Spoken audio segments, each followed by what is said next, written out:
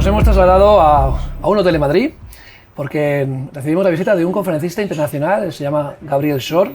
Viene desde Israel, pero su origen es brasileño. Él hizo el retorno a la Aliyá a Israel a los 19 años, pasó por diferentes procesos, hizo el ejército, ha participado en numerosos conflictos en Israel, pero su oficio es guía turístico y trabaja en el mundo del turismo. Curioso, autodidacta, te has preparado, te has documentado, has estudiado como guía. Entiendo que has tenido que ponerte muy a fondo con la historia de Israel, de Oriente Próximo, para poder saber, ¿no?, todo el contexto en tu entorno.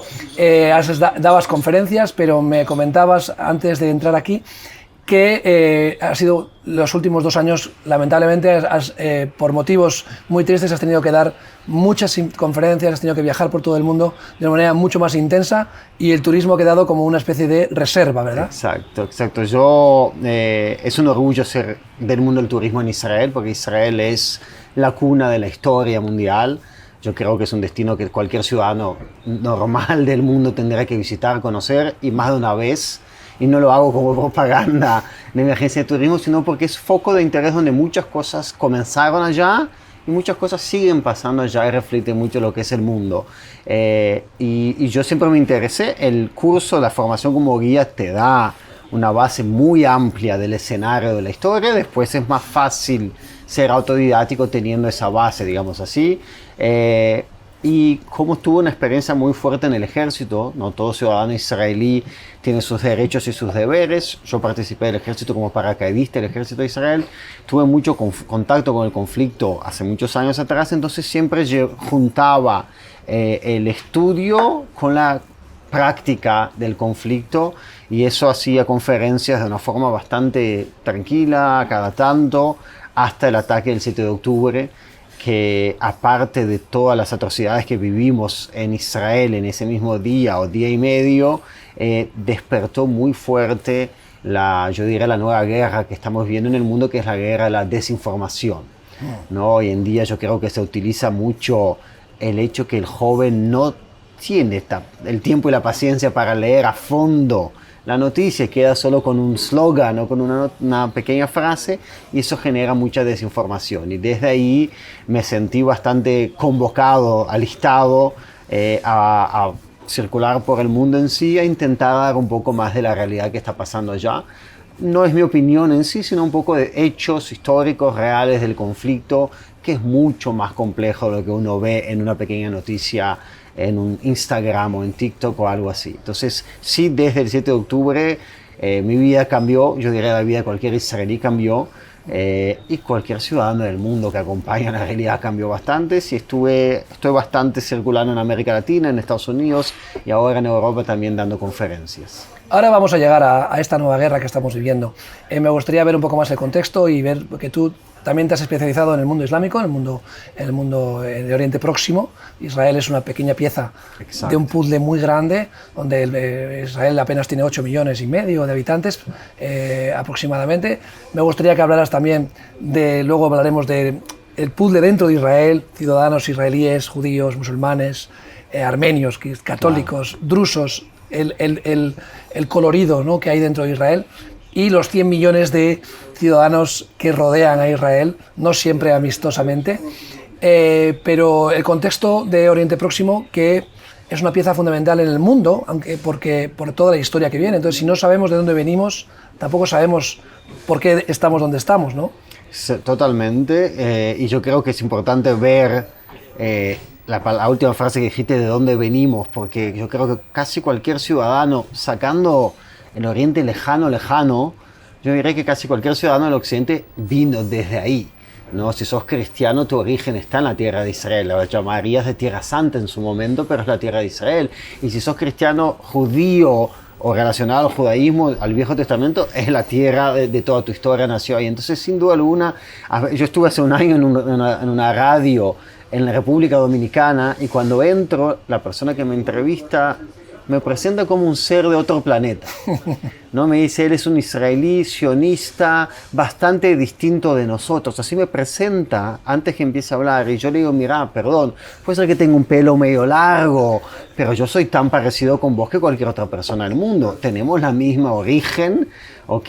Y yo vivo en un escenario que se escribió la historia de casi toda la humanidad. Y esa historia sigue siendo escrita, porque no sé... Yo digo siempre, no sé si usted paga para pensar cuántas mezquitas hay en el Vaticano. 0. ¿Y cuántas iglesias hay en Meca? 0. Y en Israel tenés en 1 kilómetro cuadrado de la ciudad vieja de Jerusalén la iglesia más sagrada del mundo, la tercera mezquita más sagrada del mundo, el Muro de los Lamentos, punto más sagrado, o en la antigua el domo, la piedra, ¿no? Con el monte del templo más sagrado para los judíos. Tenés una mezcla muy activa, ¿no? de fe, de religión, que no puede ser tan sencillo de tratar con eso. Y yo digo al mismo tiempo, es un milagro, ¿no? Cada nuevo amanecer en Israel hay que aplaudirlo, porque no hay muchos lugares en el mundo, yo diría no hay ningún lugar en el mundo, que hay tanta distancia y cercanía al mismo tiempo. Jerusalén, una ciudad vieja, es 1 kilómetro cuadrado y todo el caos de las 3 grandes religiones monoteístas. Yo soy, gracias a Dios, una persona que por conocer historia disfruto cada amanecer en Israel, ¿okay? Del éxito de que nos dio Dios un nuevo día y logramos pasar esta noche y empezar un nuevo día, porque es un milagro, ¿okay? Es un milagro, no lo digo como religioso, ¿sí? Sino lo digo como una persona que vive la historia, ¿no? Israel tiene hoy 10 millones de habitantes, de los cuales 8 millones, 80% son judíos de religión, tiene casi 18% de musulmanes. No, musulmanes, de A a Z, que conducen toda su vida religiosa normalmente, sin ninguna restricción, son parte activa de la vida cotidiana en Israel. Cuando un misil iraní cae en Israel, el misil no sabe diferenciar un hogar musulmán, un hogar judío, un hogar cristiano, tampoco sabe diferenciar si es evangélico, si es católico, si es apostólico, si es ortodoxo, ¿no? Entonces vivimos todos juntos en esa misma olla de presión increíble que es el Estado de Israel, o la tierra de Israel también, porque hace 3.000 años es un lugar increíble, hace 70 años es el Estado de Israel, ya fue turco, ya fue británico, ya fue mameluco, ya fue cristiano, ya fue musulmano, ya fue israelita hace 2.000 años y algo atrás, ya fue romano también. Realmente es un hogar nacional de la historia de la humanidad. Yo soy muy orgulloso de vivir allá.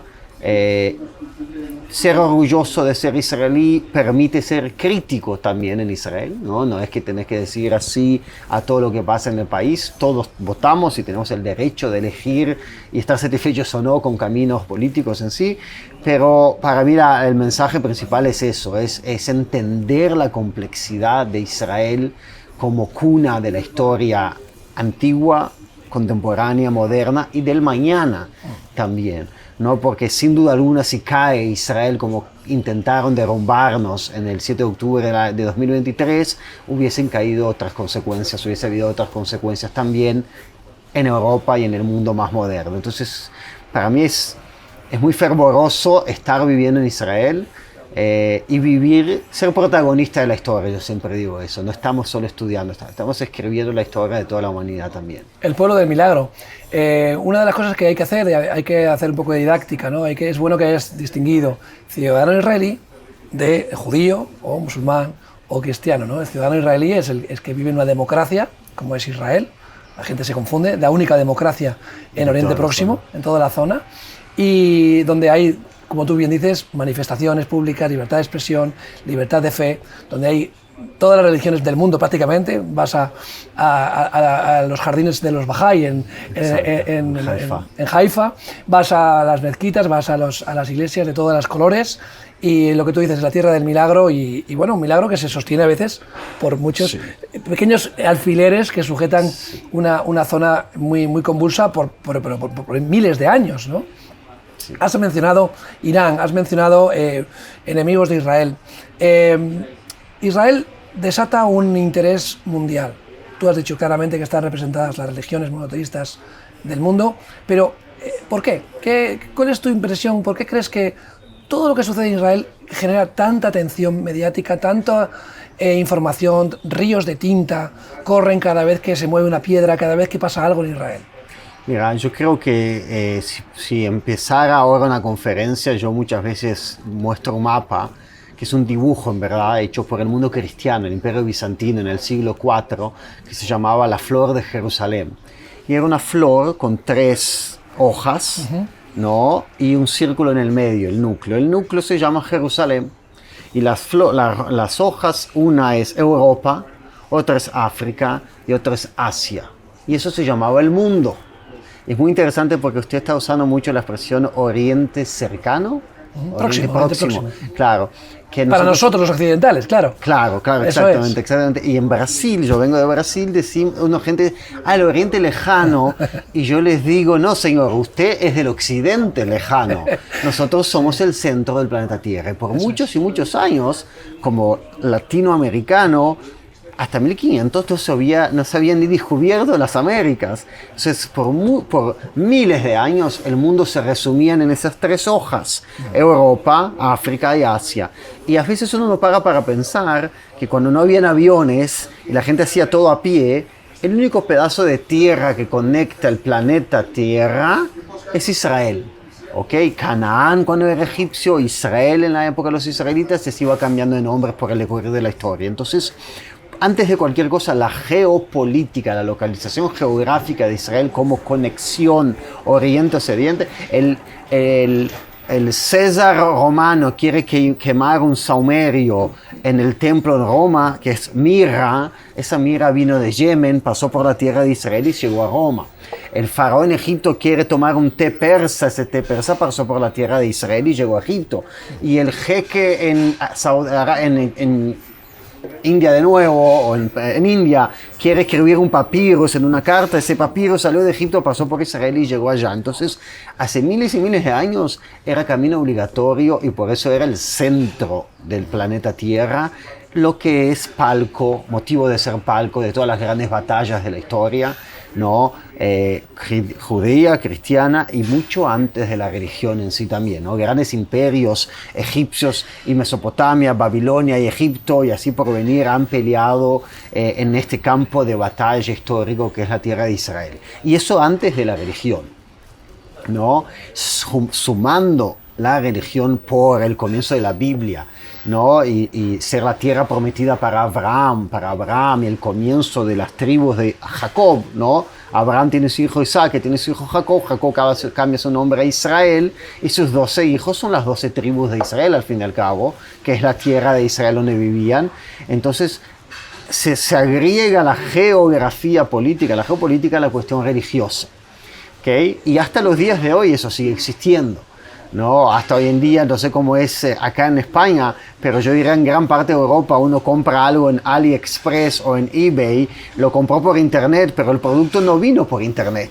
El producto vino probablemente por un barco que pasó por el Golfo de Adén, Eilat o Mar Rojo, el Mar Rojo, exactamente, el canal de Suez y llega para acá y muchos pasan por Israel mismo. Entonces sigue siendo Israel. Pero independientemente de lo geopolítico, que creo que es increíble, la descripción que has hecho es maravillosa, pero hay un interés mucho más allá de lo geopolítico hoy en día, porque realmente ya, como tú bien dices, la aldea global nos ha deslocalizado. Yo pienso que estáis lejos, el otro piensa que estáis más lejos, pero aún y todo hay siempre una especie de vista quizás maliciosa y siempre tendenciosa de lo que hace Israel, normalmente.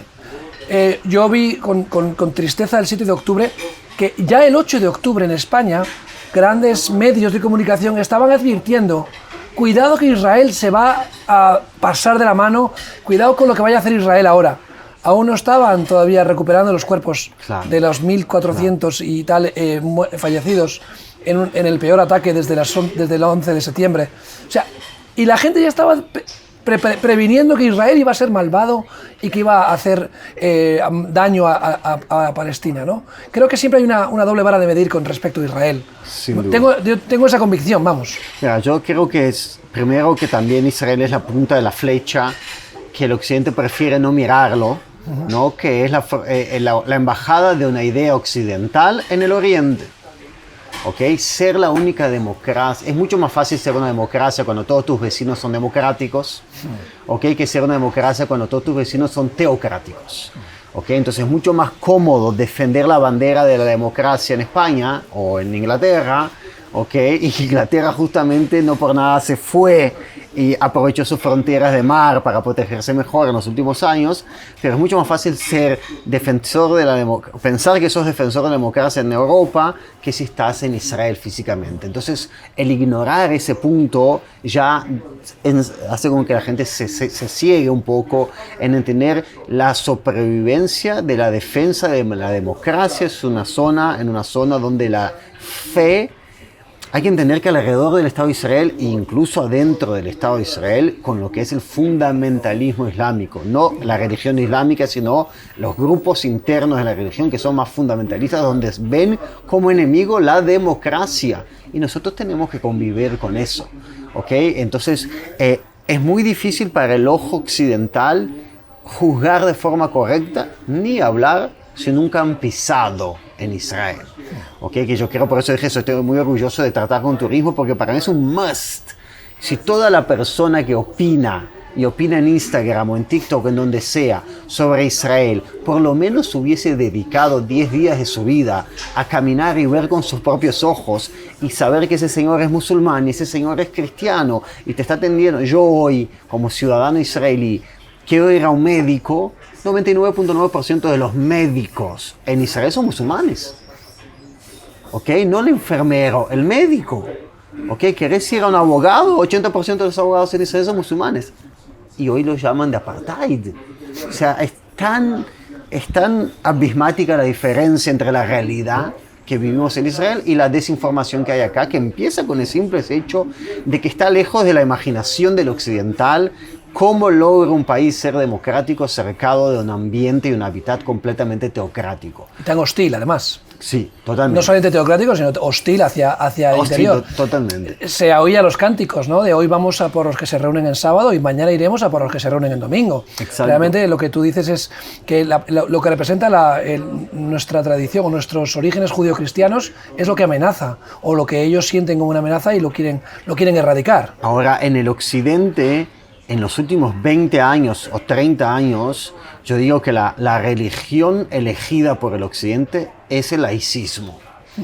Claro. ¿Okay? Es una corriente. Todos nuestros abuelos eran mucho más religiosos como cristianos o como judíos que somos nosotros, ¿no? Es un proceso que el occidente tiende a verlo con éxito, con orgullo, y esos dos factores lo hace pensar que así está yendo el mundo. Que el camino del mundo es el laicismo, es la tecnología, la globalización, y lo ciega de que ningún vecino nuestro está yendo hacia el laicismo. ¿Okay? Si haces un índice en Jordania, los jordanos son mucho más religiosos que hace 20 años atrás. Y así nuestros vecinos también. Entonces, justamente eso ciega al occidental que le diga que los terroristas del Hamas entraron a matarnos por el simple hecho que somos lo que somos. Es muy difícil a veces para un europeo. No, seguro hicieron algún daño, seguro tiene una cosa. Simple frase, Hamas ataca a Israel el 7 de octubre y la gente dice, y claro, porque Israel domina Gaza. ¿Cómo? Si Israel salió de Gaza en 2005. En el mismo radio en la República Dominicana tuve esta discusión. Me dice, pero salimos de Gaza en 2005. Y el periodista dice, no, pero bueno, salieron pero dejaron a los colonos. No, señor, si en 2005 evacuamos 7.800 colonos que vivían en Gaza. Ah, bueno, pero dejaron a los soldados. No, no dejamos a los soldados. Sacamos a los colonos, sacamos a los soldados y entregamos enteramente toda la franja de Gaza. Quizás ahora más de uno se está arrepintiendo de eso. Seguro. Yo prefiero no arrepentirme. Yo creo que estamos escribiendo la historia duele en el camino, ¿okay? Pero sin duda hay mucha gente que está arrepentida de eso también. Pero a punto de que la persona hoy juzgue de que no hicieron eso porque son fundamentalistas islámicos, es porque acá hay una ceguez, no sé si se dice así. Una ceguera muy peligrosa para el destino de Europa. Y no es inocente. Okay. Quiero decirte, Gabriel, no es una ceguera inocente. Por ignorancia. Yo creo que es una ceguera malvada. Es una ceguera con muchas manipulaciones por detrás, sin duda alguna. Se nos conoce por el tamaño de nuestros enemigos.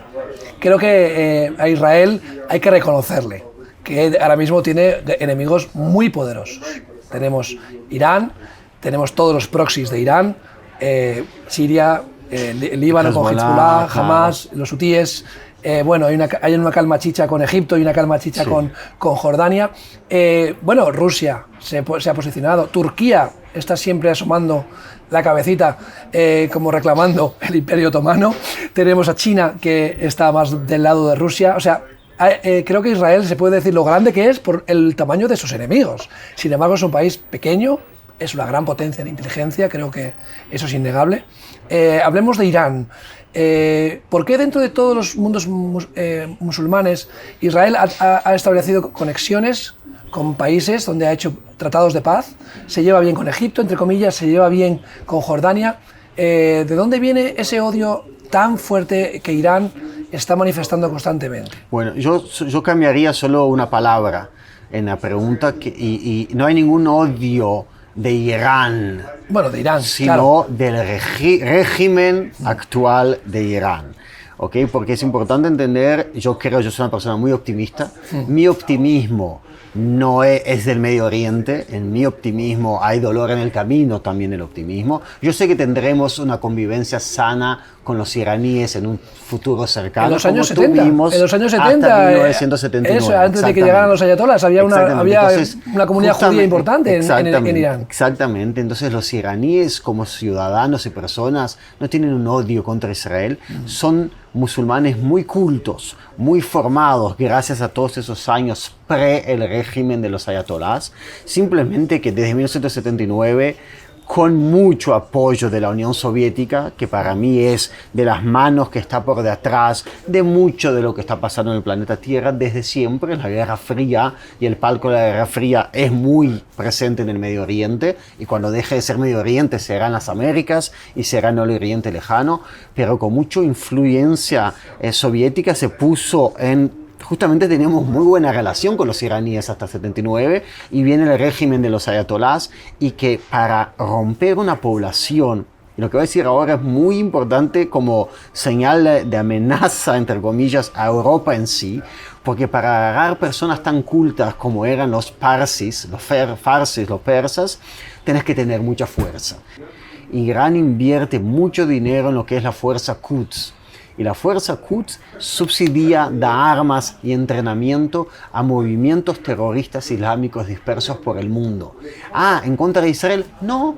En Boko Haram, en Nigeria, no tiene nada que ver con Israel.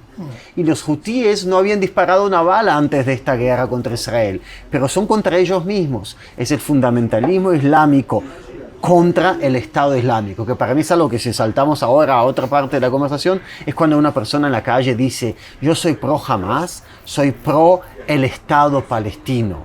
Y digo, bueno señor, acá tiene que entender que hay un error muy grande en la frase.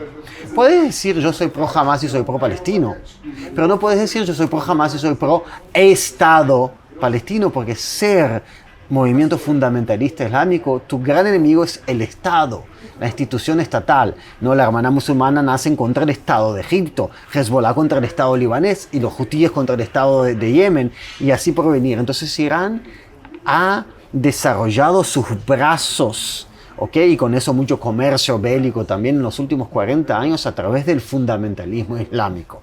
Es uno de los principales sponsors del fundamentalismo islámico en el mundo, y cuando se acerca al territorio de Israel, termina siendo el brazo fuerte por detrás de Hamas, de Jihad Islámica. ¿Cómo puede ser que Gaza no tenga mucho dinero y tenga tantas armas?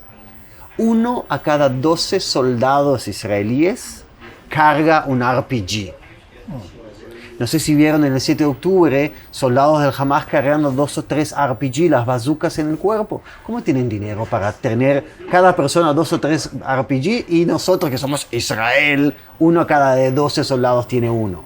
¿Ok? O sea, ese dinero es Irán y ese dinero es el fundamentalismo islámico. No solo Irán, yo quiero claro. con tristeza como europeo decirte que le ha financiado la Unión Europea, España ha financiado el terrorismo de Hamas, porque se dice que se está destinando ese dinero para ayudar a los pobres niños palestinos, pero en realidad ese dinero lo controla Hamas. Y vemos que la población sufre el secuestro de Hamas e invierte los dineros para ayuda humanitaria en túneles y en armamento. Porque descríbeme la situación de los túneles, porque yo creo que en España no alcanzamos a imaginar la dimensión y las infraestructuras que existen en Gaza. Yo te lo diría que hay más calles abajo de la tierra que arriba de la tierra en la Franja de Gaza. ¿Okay? Hay muchas más zonas con más espacio habitable bajo tierra. Los terroristas del Hamas estaban adentro de los túneles en los últimos 10 años. Es gente que vive adentro de los túneles, es gente que tiene su infraestructura cotidiana dentro de los túneles, ¿okay? Cuando arriba hay muy poco desarrollo, ¿no? Ahora es muy difícil para el occidental entender, porque el occidental tiene el reloj distinto que el oriental, ¿no? El occidental piensa rápido. Por ejemplo, para nosotros occidentales, Israel es occidente, esta es una guerra muy larga. 2 años es mucho tiempo. Pero ¿cómo puede ser que Estados Unidos tardó casi 10 años luchando contra Al-Qaeda en Pakistán, Afganistán y ni siquiera logró ganar la guerra? Porque si depende de Estados Unidos, casi 10 años es too much tiempo, sí, ¿no? Pero si depende de Afganistán y Pakistán, seguirán luchando para siempre. ¿Okay? Si depende del Hamas, 2 años es el comienzo de una nueva era. Su motivo existencial es la lucha y la destrucción de Israel. Esa gente podría seguir luchando por 20 años más. No estoy hablando del pequeño ciudadano palestino que no quisiera estar en ese lugar. Estoy hablando del Hamas, de la Jihad Islámica y todos los que soportan todo el mundo del fundamentalismo. Entonces hay una diferenciación muy grande. Los túneles, nosotros en Israel hicimos muchos errores en la estrategia militar en los últimos años. Uno de los principales errores es algo muy bélico, muy militar israelí, que dice que solamente cuando se junta ganas, objetivo y instrumento se decreta como un enemigo. ¿Okay? O sea, un palestino que diga quiero matar israelíes, quiero matar israelíes, quiero matar israelíes, no nos preocupa todavía. Un palestino armado no nos preocupa, pero cuando se juntan las dos cosas es un algo, ¿okay? Es un objetivo militar. Y eso nos ciegó por muchos años, porque sabíamos que había túneles. No fuimos agarrados de sorpresa, pero en 2014 yo participé de una guerra en Gaza, donde entramos en Gaza para eliminar túneles. ¿Pero qué túneles? Túneles que entraban adentro del territorio israelí. ¿Okay? Sabíamos que ese mismo túnel, eran 7 o 8 túneles que entraban adentro de Israel. Sabíamos que ese túnel sigue hacia dentro de la Franja de Gaza. No lo veíamos como un objetivo militar. Es cuestión interna de Gaza y de los palestinos. Nosotros nos preocupábamos porque el túnel podía invadir un kibutz y secuestrar a personas adentro del kibutz. De hecho, había ataques constantes, claro, incursiones de un suicida o de un atentado, exacto, con cuchillo, exacto, o de personas que incurrían. Entonces, y tráfico de drogas, de todo. Un Marlboro que alguien está fumando dentro de la Franja de Gaza pasó por esos túneles. Una Coca-Cola que están tomando en Gaza pasó por esos túneles. Pero nosotros veíamos solo la pequeña amenaza de un túnel que ingresa a Israel. Es un error, no nos sorprendió. Yo estoy hablando como soldado, que existan túneles en la Franja de Gaza. Yo me imagino que a todo el ciudadano común le sorprendió la cantidad de los túneles, pero no es que Israel no sabía la existencia de los túneles, pero en la definición, si los túneles no están para amenazar a Israel de atacar el territorio nacional israelí, los túneles es un problema interno de Gaza y no es motivo de guerra, no es casus belli a meterse, ¿ok? Ojalá Israel, es como cuando una persona dice, no, esa persona no es del Hamas. Te doy un ejemplo específico. Si disparan hoy un misil, ¿okay? un Qassam, un misil de un departamento en Gaza hacia Israel, ¿okay? Y nosotros mandamos soldados para ver el departamento, ves 2 personas adentro de la ventana, ¿okay? Y se sabe que una persona es miembro activo del Hamas y la otra persona no es miembro activo del Hamas, pero disparó el misil. La norma de acción israelí prohíbe disparar un misil a esa ventana. ¿Okay? Porque él es del Hamas, se junta interés y objetivo y instrumento. Posibilidad. ¿Okay? Posibilidad. Y el otro es un civil que las condiciones de la vida lo puso en ese lugar. Eso es un análisis equivocado. Esa persona hoy no es Hamas, mañana es. ¿Okay? Y eso, por cuestiones de vivir en la zona del conflicto, Israel eligió escribir de esa forma las normas de acción para intentar todo el tiempo evitar daños colaterales a personas, ¿okay? Que en ese momento no están conectadas directamente. En el 7 de octubre invadieron Israel 6.000 terroristas, 3.000 uniformizados y 3.000 no. El mundo los llaman civiles inocentes, ¿no? En verdad el nombre correcto son terroristas no uniformizados. No sé si vieron videos del 7 de octubre, hasta hay un señor de edad con muletas entrando a Israel. Yo vi videos que muestran qué hizo ese señor con cadáveres israelíes en el kibutz Be'eri. Pero ese señor en análisis occidental es un inocente. Para mí está clarísimo que ese es un terrorista no uniformizado. Vamos a parar un momento ahí, porque creo que en España y en Europa no entendemos las dimensiones. Aquí hemos sufrido, yo vengo del norte de España, donde hemos sufrido una banda terrorista que asesinaba políticos y civiles, empresarios, mataba con un disparo en la nuca, donde una banda podía tener unos cuantos cientos de personas activas en diferentes comandos. Pero estamos hablando de cifras absurdas. Hezbollah, hablamos de un ejército de más de 100.000.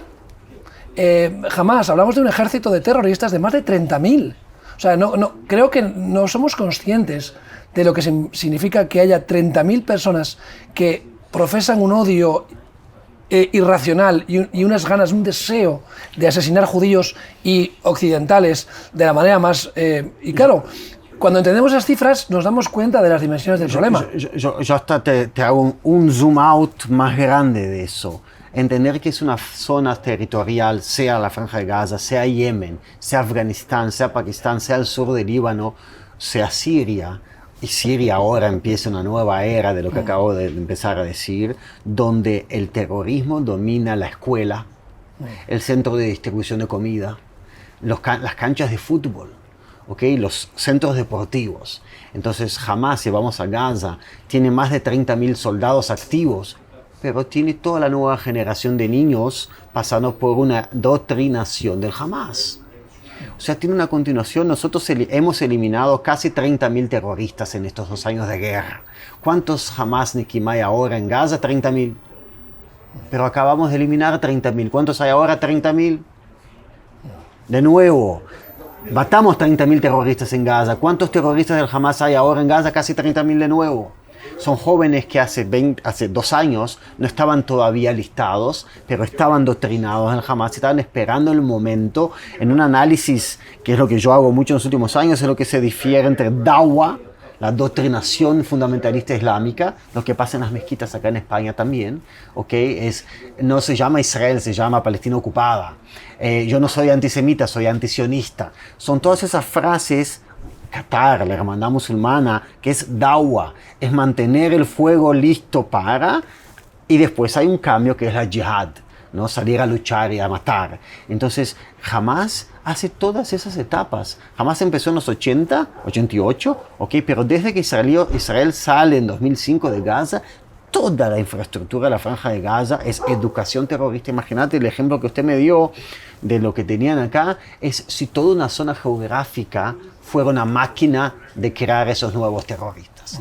Te puedo asegurar que ya no sería un caso acá y allá de disparar en la nuca, ya sería una realidad completamente distinta. Bueno, ha desaparecido la diversidad dentro de propia Gaza. Totalmente. No hay cristianos en Gaza, Totalmente. No hay homosexuales, no hay personas que puedan levantar la mano contra un régimen totalmente asesino. Uno de los dichos terribles que se dice es: nosotros amamos la muerte así como Israel ama la vida. Yo he sido testigo en Israel, he viajado múltiples veces y veo las ganas de vivir. Hoy en día, estuvimos en agosto, hace apenas 2 meses o un mes, y el israelí tiene hijos, tiene vida, quiere salir, incluso en mitad de la guerra. Tiene familiares en el frente, han perdido familiares, tienen personas heridas cercanas, pero celebran bodas. Yo estuve en una boda, o muy cerca de una boda de un soldado, había perdido, habían disparado, estaba muy herido, pero se casó o sea, el amor por la vida que profesa Israel es real. Es real, y si le preguntas ahora a cualquier israelí, si tuviera el poder de cambiar el reloj del tiempo, volvería el 6 de octubre. ¿Ok? Y eso es una locura.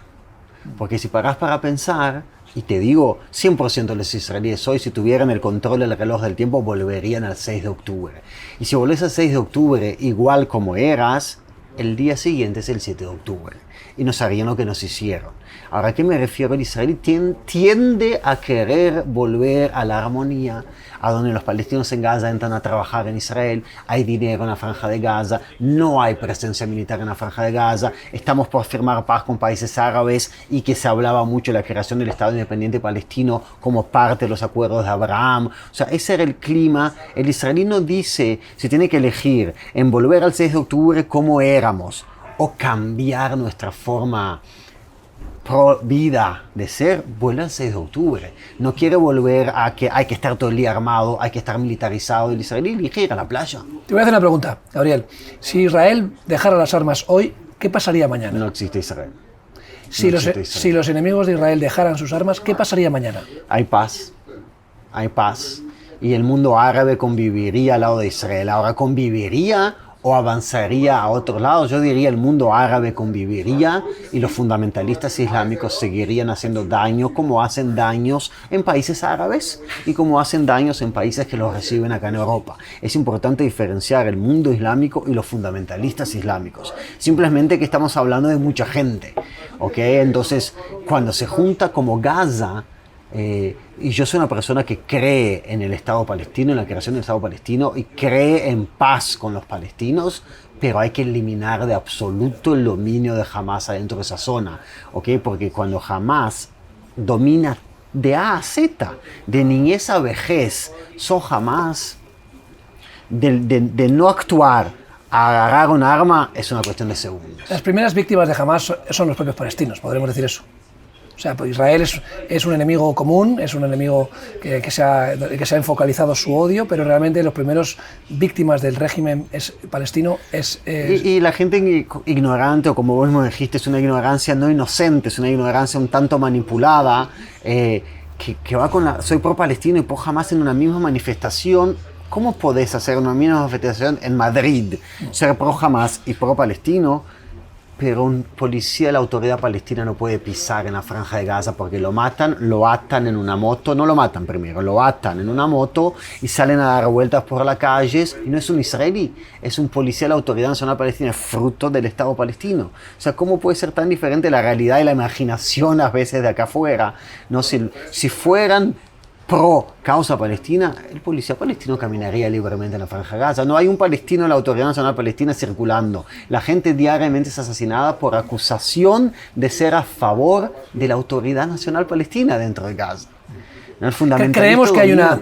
En España y en Occidente se cree que hay una homogeneidad dentro de Gaza, y en realidad hay una lucha de poder muy fuerte, diferentes etnias, diferentes tribus dentro de Gaza, donde Hamas es el más poderoso, claramente, porque ha capitalizado toda la ayuda externa y ha monopolizado los recursos. Pero vemos al Fatah, de Cisjordania, que también fue un grupo terrorista, vimos la antigua OLP, vimos grupos terroristas.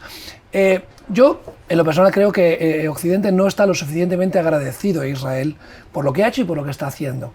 No aplaudimos lo suficiente en pararle los pies a Irán. No hemos agradecido lo suficiente en pararle los pies a Hezbollah. Pero me sorprende que no despierte ningún interés estos conflictos. Israel tiene conflictos con Siria, con hutíes, con Líbano, con Irán. Y sin embargo, el foco está puesto en Gaza como una especie de éxito mediático para los que desean la destrucción de Israel. Irán está invirtiendo mucho interés en que España, los medios de comunicación financiados por Irán o por el petróleo de una manera o de otra, hagan. ¿Y por qué crees que la gente en Occidente mira a otro lado para ciertos conflictos y pone tanto énfasis en esto? Yo creo que eso hay que aplaudir, entre comillas, a Qatar y a Al Jazeera. ¿Okay? Yo creo que ahí está gran parte de la dirección de la respuesta a tu pregunta, ¿okay? Más que Irán. Yo creo que una de las cosas más importantes es que el aliado número uno hoy día del fundamentalismo islámico palestino, o sea, Hamas, es Al Jazeera. ¿Okay? El hecho de que periodistas hasta 2005 entraban a Gaza, periodistas internacionales, y desde que Israel salió de Gaza, los primeros a salir fueron los periodistas por miedo de lo que les pasaría dentro de la franja de Gaza, y a partir de ahí periodistas del mundo entero tienen que comprar información, o mejor dicho, desinformación del Jazeera. Yo he recibido centenas de periodistas brasileños que vienen, los llevo a la puerta de Gaza, les explico, hablamos, estamos ahí 2-3 días, y cuando se van ahí me dicen: Gaby, aprendí muchísimo, pero te soy muy sincero, las fotos voy a comprar mañana del Jazeera. Claro. ¿Okay? El Jazeera es manipulación de información, el Jazeera es la hermandad musulmana, el Jazeera está prohibido en casi todos los países árabes normales o progresistas, entre comillas, ¿okay? Y es el brazo activo de la propaganda anti-israelí en el mundo moderno. ¿ok? Tiene muchos afiliados a veces con BBC, pero mismo no teniendo una afiliación, siendo la única fuente de información o desinformación, entre comillas, hacia el mundo occidental, yo creo que hay que aplaudir, irónicamente hablando, al éxito del Jazeera y Qatar, ¿okay? Que es la hermandad musulmana. La hermandad musulmana está haciendo un trabajo muy preciso, con mucha paciencia, ¿okay? Yo en 2022 hice una conferencia sobre un análisis de qué países contribuyen con universidades estadounidenses, y Qatar era el único país en 2022 que contribuía $1 trillón 400 millones de dólares a universidades estadounidenses. Y de la nada, en 2023, el mundo se sorprende de que en los campus de las universidades americanas hay tanto anti-israelismo, antisemitismo, antioccidentalismo disfrazado de antisemitismo. Bueno, no hay que sorprenderse. Eso es dólares puestos de Qatar. ¿Y qué quiere Qatar en Harvard? Quiere que el profesor, cuando diga, bueno, ahora hablaremos de Israel, a partir de ahora dice, ahora vamos a hablar de Israel y la Palestina ocupada. Listo. Es Israel y la Palestina ocupada. Yo no soy antisemita, soy antisionista. Esos son los slogans que despacito, la hermandad musulmana, Qatar, ha cambiado en Europa, en Estados Unidos, ahora están llegando a América Latina también. Qatar firmó un acuerdo con el Ministerio de Educación brasilero que van a ayudar en la educación dando dinero y comprando nuevas palabras. ¿Okay? Entonces, es un éxito que hoy en día es muy fácil prender la llama sea en la izquierda mundial, ¿okay? En la izquierda que está triste de que el comunismo no funcionó y el culpado de eso es el capitalismo y no el fracaso del comunismo. No hay gente que tiene una bronca y la bronca la tendría que poner hacia Lenin y hacia Stalin y pone hacia el capitalista. No, yo diría que sacando... Siempre la culpa es de otro. La izquierda hoy en día lo que se y más irónico es que sacando a Israel, no hay otro lugar que el comunismo funcionó. Y en Israel el kibutz es el éxito de esa idea. ¿Okay? Y mismo así somos todos capitalistas. Pero hay una bronca, es como el Che Guevara, ¿no? El Che Guevara como pacifista, y vos pones hoy en día la cara de Bin Laden, y la cara de Yasser Arafat, y la cara de Yahya Sinwar, y la cara de innúmeros terroristas internacionales en la silueta de Che Guevara. Salís a la calle, es una manifestación, y es lo que pasa en el mundo. Es la manifestación un poco de izquierda y instintamente antiimperialista. Bueno, pero ¿quién es más imperialista que China y Rusia? ¿Okay? Pero ellos no lo ven, ¿no? Ellos lo ven, eso en ese sentido es Israel. Venimos del siglo XX, era la derecha, digamos, el fascismo, ¿no? El que perseguía a los judíos por toda Europa, y ahora vemos que es la izquierda más radical que persigue ese sionismo, que en realidad cuando boicotean una carrera ciclista, como han boicoteado en España, sí, un equipo israelí, o boicotean en la marcha LGTB en Nueva York a judíos homosexuales, por ser el hecho de judíos, demuestran realmente un corazón antisemita. El ministro de Asuntos Exteriores de Israel ha dicho hoy que nuestro presidente español tiene un mensaje de odio y demuestra antisemitismo. El antisemitismo es algo que está aflorando en el mundo. Te iba a preguntar si has venido en bici al hotel. ¿No has venido en bicicleta? No. Bueno, pues tú que vienes de fuera, entras a España, ¿notas un creciente antisemitismo? ¿Ves que en Europa, en Occidente, está creciendo el antisemitismo? ¿Producto de este mensaje de odio, este mensaje? Yo veo Europa empezando a cambiar. Yo antes de salir a España, hablaba con mi esposa en Israel y decía, yo tengo hijos chicos de 9, 6 y 1 año y medio, y decía con mucha tristeza que yo no sé si mis hijos van a ver el lindo planeta que yo lo vi. Ojalá mis nietos lo vuelvan a ver. No sé si mis hijos van a ver. Y cuando uno entra a Europa y ve Europa tan modificada, físicamente hablando, ¿okay? Con la mugre, con la basura, con la desvalorización de tantos valores occidentales, cristianos, judíos, europeos en sí, yo diría, ¿no? Para un latino venir a Europa era venir a una escuela de limpieza, de higiene, de valores, de educación, de que la gente se levanta para una persona más vieja, de valores, de respeto. Para un latinoamericano eso era Europa, ¿ok? Ya no es, ¿no? Y no estoy ni siquiera entrando en la política interna, pero París ya no es París. ¿Ok? Y España, no estuve suficiente tiempo para caminar en las calles, pero ayer estuve en un edificio muy bonito y la sensación que me dio la persona es, ojalá esto siga así. ¿Ok? O sea, ya hay un miedo de un cambio. Si yo viví antisemitismo desde el momento que llegué acá hasta estar acá en el hotel, no. Pero tuve mucho miedo de dar mi pasaporte israelí en barajas. Y eso ya es algo inaceptable. ¿Ok? En el mundo moderno, que un ciudadano de un país moderno, activo, que ayuda a la humanidad en la lucha contra el cáncer, en la lucha contra... Estás perdido, te doy un Waze, te doy un GPS. ¿No? En la lucha contra tanta cosa, que un israelí tenga que tener miedo o vergüenza de entregar un pasaporte en la entrada de un país europeo, eso es un absurdo. ¿Ok? Y el miedo, yo no soy una persona ignorante. El miedo está basado en lo que se lee, en lo que se ve. No necesito que me tiren una piedra o que me derruben la bicicleta para entender cuán compleja está la situación acá en España. Lo vivencié en el instinto en el momento que saco del bolsillo el pasaporte, ¿ok? Y tengo que entregar un pasaporte israelí. Por suerte, en 5 segundos recibí el pasaporte carimbado y entré, pero no sabía si era lo que iba a pasar.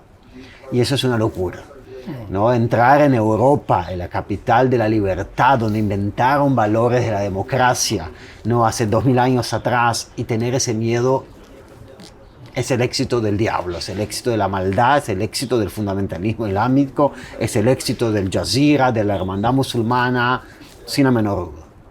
Bueno, pues Gabriel, gracias. Deseamos que Israel siga siendo ese faro de luz en nuestro próximo Oriente, en ese centro neurálgico del mundo, porque yo estoy convencido de lo que le pasa a Israel hoy nos pasará a nosotros mañana. Y nuestro deseo siempre es, como dijo Dios a Abraham, bendeciré al que te bendijere y maldeciré al que te maldijere. Así es. Te mando un abrazo y te doy las gracias por estar con nosotros. Muchas gracias a ustedes y que sigan así, porque esta no es una guerra de Israel. Esto es una guerra a toda la civilización que le gusta la libertad, que nos gusta lo que queramos en estos últimos 2000 años, y estamos juntos contra ese fundamentalismo. Y si no lo entenderlo es el primer paso para saber defendernos juntos contra toda esta amenaza. Shalom. Muchas gracias. Shalom.